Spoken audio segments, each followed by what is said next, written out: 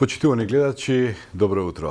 Разорни земјотреси, разорна војна, тензии, закани, воинствена реторика, за жал такви се вестите од светот во последно време, а нема најава дека нешто ќе се смени во догледно време. Затоа тука до мене е Дејан Андоновиќ, мојот колега кој редовно на почетокот од секој издание на Утрински печат ни ги соопштува и ни ги анализира најновите и најбитните вести од регионот и од светот. Андоновиќ, со што да почнеме? Па ајде први да го сумираме вкупниот биланс на загинати у земјотресот кој ги погоди Турција и Сирија. Ке повторам Сирија, бидејќи гледам не ја споменуваат многу ниво помошта, ниво сочувствата на обичните луѓе. Не знам зашто е тоа така, бидејќи и таму има многу жртви, не го знам бројот да го поделам дали колку има само во Сирија, но земјотресот удри во епицентралното подрачје, беше тука некаде на границата меѓу Турција и Сирија, па оттаму и таму има голем број на жртви. Тоа не е само манир на нас, гледам дека и во регионот, па и светските, да кажам, лидери сите упатуваат сочувства до Турција само и помош. Фер, Џо Бајден не ја забори Сирија. Добро, американците никогаш не забораваат Сирија, дали е тоа така? Не, дури веќе кажем и Русија испрати една мобилна болница во Турција, не видов дека во Сирија. Видов од контингентот руски војници помагаат при рачистувањето. Да. Во секој случај да не навлегуваме во некои евентуални шпекулации, можеби е превид, можеби немаме доволно информации, не знам, но едно знам, а тоа е дека последната вест е дека околу 9000 загинати, што е силен земјотрес не само во историјата на Турција и тој дел, туку во светски размери. Тек допрва ќе се сумираат и повредените, и жртвите, секојдневно растат, се на се една голема човечка трагедија и уште еднаш покажува дека природата е непредвидлива и дека природата може да направи многу големи трагедии. Сега, за разлика од тоа, војната веќе е човечка, ја би ја нарекол глупости, војната е човечка одлука и некако се поврзува тој земјотрес со војна, а тоа е дека и посебно оваа природна катастрофа во Украина се случува војна, каде што таму исто така многу луѓе го губат својот живот, дали по своја волја, дали насилно мобилизирани, дали колатерална штета, како што своевремено тоа го нарече челникот, гласноговорникот на НАТО Џейми Шеј. Некако земјотресот како главна тема во светот некако беше поврзан со војната во Украина. Зошто?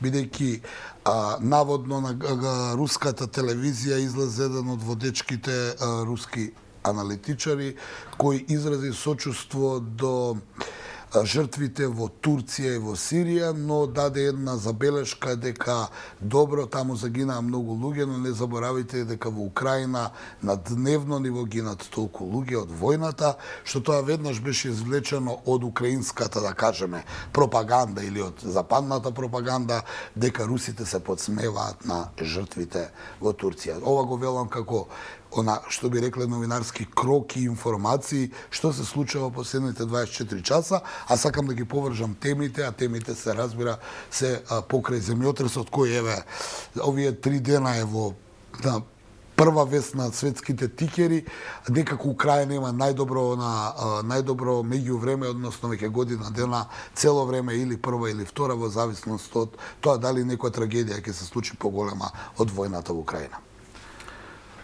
Добро, дали да продолжиме со војната во Украина или има некоја поинтересна? Па, војната во Украина, само ќе потенцирам дека русите се во офанзива, дека Бахмут е пред паѓање. Тоа е онаа информација која нели ја слушавме и пред година дена, Мариупол е пред освојување, но никако да го освојат, но очигледно дека русите сериозно со оние прегрупирања кои ги направија пред месец дена со новиот командант и новата команда, успеаваат да напредуваат. Ќе видиме кој ќе биде одговорот на украинската армија. Таа се уште е во исчекување на оние тенкови. Вчера имаше информација дека покрај леопардите, кои ги Леопард 2, новиот модел на германскиот тенк, Германија ќе испрати негде околу 100, рече.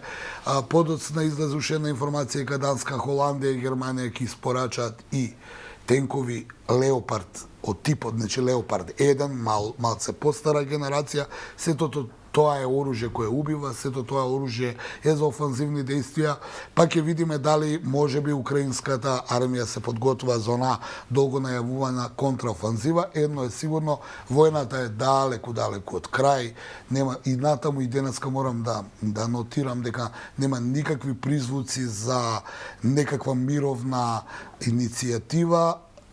2 дена пред земјотресот турскиот председател Реджеп Тајип Ердоган најави дека ќе иницира нов разговор помеѓу рускиот министер за надворешни работи Лавров и украинскиот, но се случи овој земјотрес, па веројатно на Ердоган му е последно во моментов да се обиде да биде посредник во оваа војна.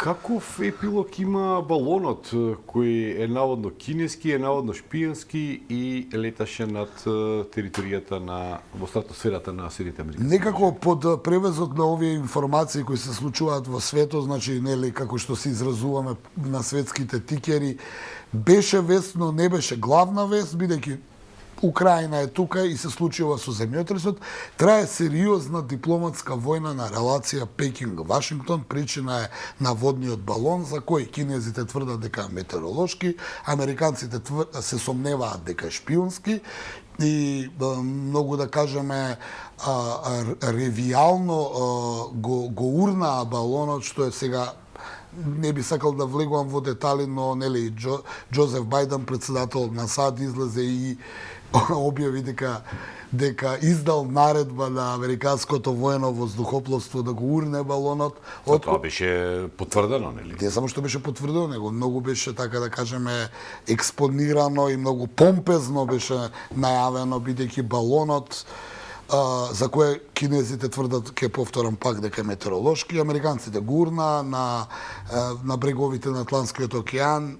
Кинезите го побараа, тие рекоа дека нема да ви го вратиме, да видиме што има внатре, никогаш нема да го вратиме тој балон. И тука дојде до едно зголемена тензија, особено она што го зборувавме пред влегувањето во студио, таа вест која не е објавена многу во јавноста, не помина, бидејќи се случи земјотресот, тоа е изјавата на шефот на Стејт департментот Ентони Блинкен, кој сакаше да демонстрира тон на протест кон Кина и рече дека ја одлага посетата на Пекинг. Тоа беше многу интересно. И плановите да се сретнува со тамошните функционери, зашто Пекинг возврати дека е зачуден од оваа изјава на Блинкен, бидејќи никој нити го поканал, нити го планирал. Нити имаше некаква најава. Никаква најава дека Блинкен нема да американски дека се подготвува некаква срета. Тоа беше, да кажеме, еден, ми се чини малку избрзано нешто. Избрзан изјава која може у нормални околности да се смета за скандал, ако се земе предвид дека американската дипломатија треба да е сериозна и е сериозна. А зошто го кажувам ова? Го кажувам бидејќи имаме сега нов момент каде што министерот или секретарот за одбрана на САД Лојд Остин се обидел и не успел да стапи во контакт со своите кинески колеги, со својот кинески колега министер за одбрана, под образложение дека Пекинг одбива секаква комуникација со Вашингтон. Што значи тоа кога две светски сили кои се притој нуклеарни имаат моќни војски, нели? Се имаат моќни. Двете најголеми економии во свет. Се имаат моќни. Значи кога ќе ги прекинат дипломатски односи? Јас би го нарекол овака, дипломатски одноши. Не, дипломатски добро, амбасади имаат. Прекина секаква комуникација. Јас сега ќе го вулгаризирам, тоа се скара. Скара не се сега не разговараат. Јас имам многу постручни од мене и веројатно може да спорат со мојата теза, но обично суперсилите кога ќе влезат у некаква војна не се ги повлекуваат амбасадорите. Тоа го прават овие помали држави. Значи сигурно дека не е прекин на дипломатски односи, но овој не му дигнал телефон. Што значи тоа? Дека Пекинг во знак на протест, малце ги банализирам, но за да објаснам, тоа е така на некој начин.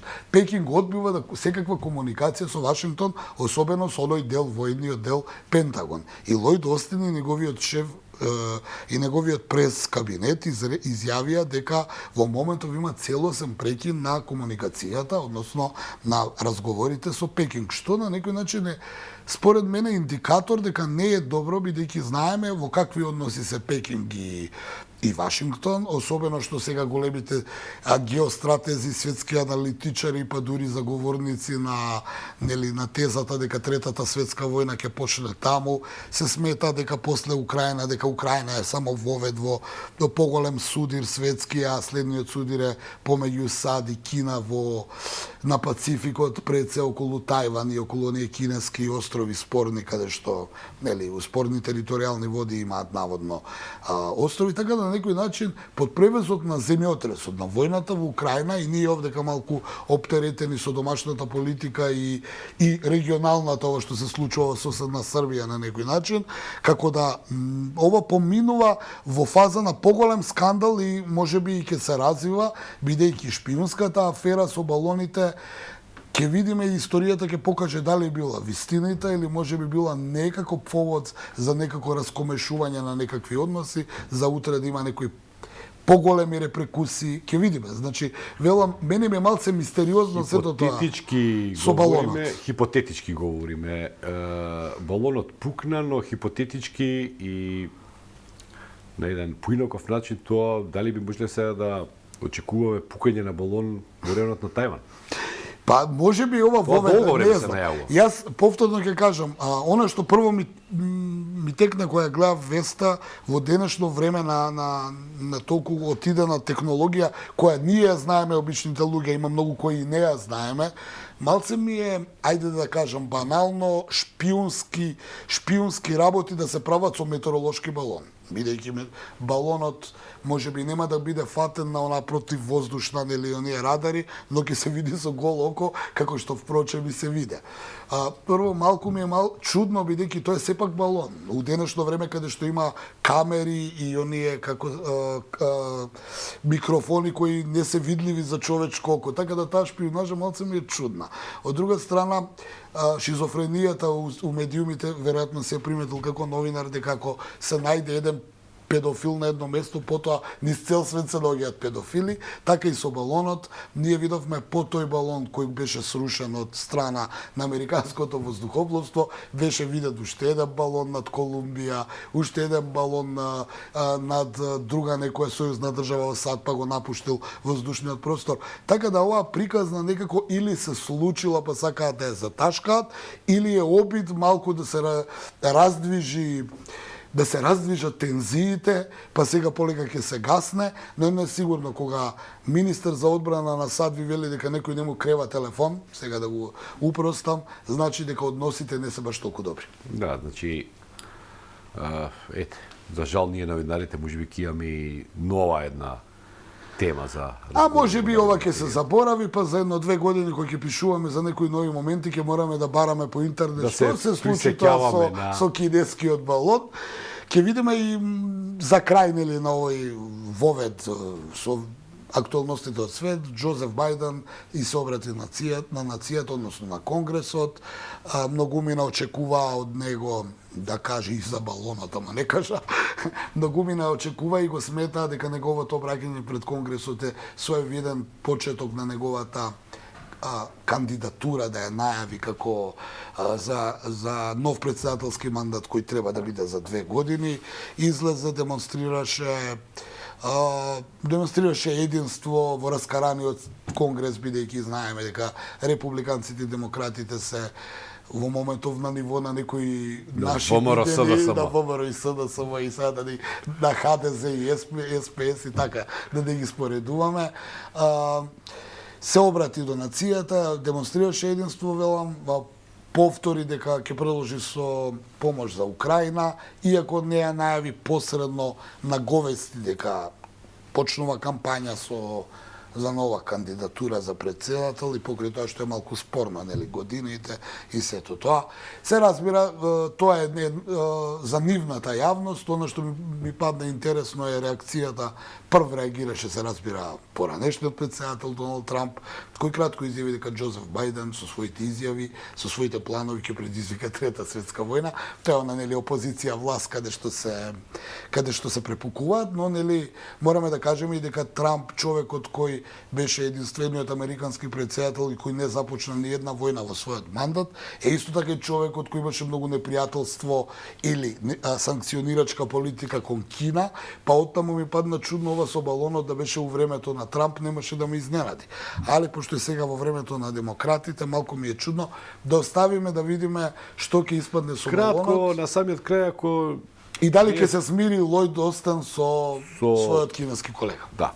На крај само би сакал да те прашам до каде е разврската во Белград. До сега што знам само е оставка на еден пратеник од редовите на Социјалистичката партија. Двајца? Па, подпредседателката на собранието кој од редовите на социјалистите и човекот што гледаше видеа за возрастни. Да, кој го објавија вчера како го фатија камерите. Многу ми насмета дека можеби тие видеа биле и порано, но сега се темпирани. Ке подсетиме, значи, коалициониот брак помеѓу Српската напредна странка на Вучич и вечната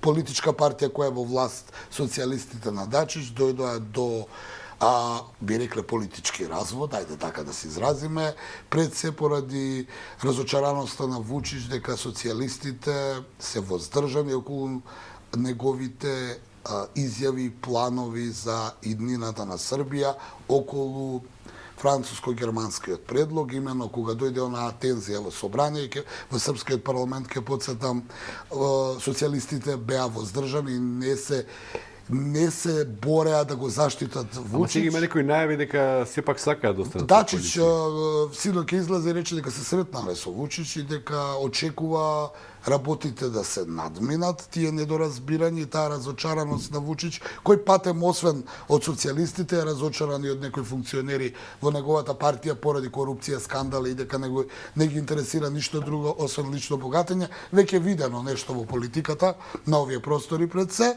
Исто така Вучич беше одбиен и од десницата, која ја нарече претходно лажна десница, тоа се оние партии на Двери, на Бошко Обрадовиќ и да не навлегувам понатаму. Заветници кои одбиваат да влезат, кои од Вучич очекуваат без малку да влезе у војна со НАТО.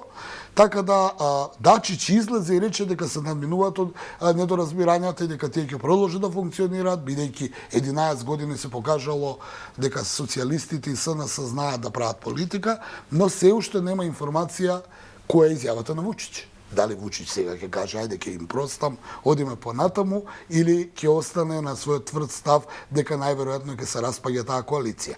Една од шпекулациите е веројатно и различното гледање на работите околу француско-германскиот предлог пред се насоката кон која насока да се движи Белград. Ке подсетам, Вучич и покрај тоа што многу во својата кариера беше проруски ориентиран, сака да сврти кон Европа, и самиот и тоа го рече, бидејќи инвестициите и евроинтеграциите зависат исклучиво од соработката на Белград со Брисел. Од друга страна, знаеме дека социјалистите, српските социјалисти, особено од кога е Дачич, нели, претседател, имаат благонаклоност кон Москва и можеби тука исто така судирот помеѓу Западот и Истокот, а знаеме дека Белград цело време се наоѓа на таа позиција каде што секогаш Западот и Истокот се прекршуваат преку политичките партии. Белград, се разбира, има тука малку и кон Кина, значи има во епицентарот на трите суперсили, па мора да се одлучи кон која страна ќе оди. До сега Вучич вешто еквилибрираше те ваму, те таму, со сите да е добар, но очигледно испорачана е цената, или ќе бидеш со нас, или си против нас. Ми се чини дека каменот на сопнување секако е најавите дека Белград најверојатно ќе мора да воведе санкции кон Русија и можеби социјалистите тука се обидуваат да таа работа да ја успорат колку што можат. Андоновиќ, ти благодарам. Наистина беше денеска исцрпен. Не сум исцрпен, исцрпни се овие теми што се случуваат во светот, бидејќи обично кога почнав во кариерата, внатрешна политика секогаш имаше многу работа, а надворешната така. Како што се развиваше мојава кариера, се повеќе доминира светот, дали затоа што се смени во глобален свет или можеби така се случува, не знам. Во ред, почитувани гледачи, тука е крајот на првиот дел од Утрински печат. Веднаш по рекламите ќе го видиме и нашиот прв гостин за денеска.